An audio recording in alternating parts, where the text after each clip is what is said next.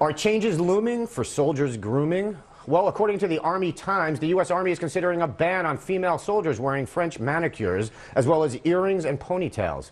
And for men, tattoos may soon be taboo, at least ones on their hands. Explains the Sergeant Major of the Army, quote, "I believe that we can better visualize to the American people in the Army what it means to be an American soldier than we're doing now. Those can be done through personal grooming standards and standards of appearance." Who is Sergeant Major? Let's discuss this in the... Whoa.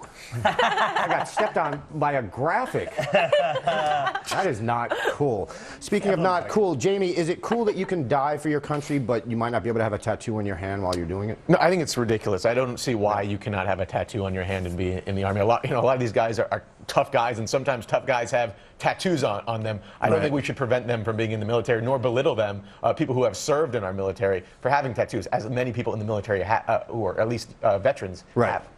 But the thing is, they've had this ban on, like, facial tattoos. It's been, I think, pretty much face and hands, like anything that's always exposed. Yeah. Well, do you want soldiers having facial tattoos? That was specifically did not have Mike Tyson in the military. Oh, yeah, that's a good point, yeah. As long as he's not near any of his other platoon members, just throw him in the middle of Libya and be done with it. He'll just fight his way out. Masa, one female soldier said she thinks things like, well, I should not have written those two words next to each other. She thinks things like a French manicure are bad for how other soldiers see her as a leader. Does she have a point there?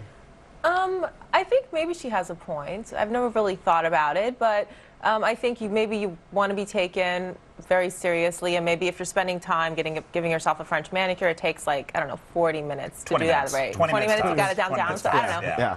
Well, once you get it, you got to develop a relationship with the salon, find out your guy. You make the cotton balls exactly the right size beforehand. But you just learn as you go. What if you have, like, the world record ones with the fingernails going down? Then you're really tough, and people really respect you. It might be hard to get your finger in the trigger mechanism, though. Poke them. Well, Constantine, the military's a job like anywhere else. They have dress codes. I think that you got to. I think you have to have a bit of a dress code. I'm not going to go into the military and keep this hair. That's not happening. Well, for God's sakes, then do not go into the military. I know, seriously. Can we cue the fan? God. But I think it's fine. I think that there should be a certain sort of look, or at least after you're in the military, you can't get any more tattoos. Right.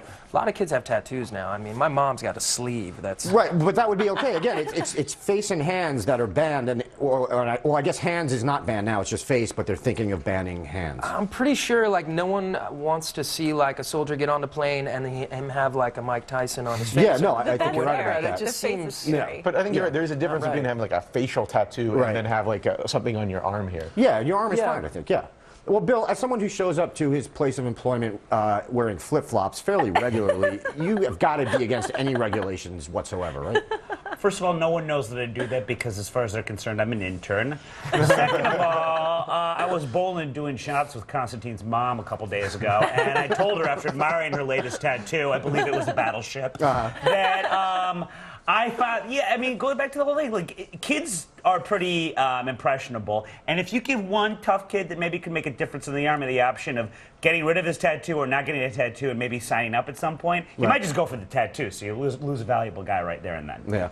Here's my thing. I don't understand why the standards are different for men and women. Like, they're talking about getting rid of women being allowed to have ponytails. Guys have never been allowed to have ponytails. Guys, you got to have close cropped hair. Why don't the women have to have close cropped hair too? Because a lady needs to be a lady, Andy. And for you to not know that makes me sick. You know what? When you join the Army, you're not a lady nor a gentleman. You're a soldier. Well, you are a gentleman if you're an officer. But Constantine's mom may have a buzz cut, formerly a mohawk, but that doesn't mean every lady has to look just like that. All right. Well, it is a double standard. But, all right. Ponytails are not a good look. We did one story in that lightning round. Sorry. That's how we do. Time to take a break, but stay right there. We still have like 10 minutes left of airtime, so watch us try to figure out how we're going to fill it.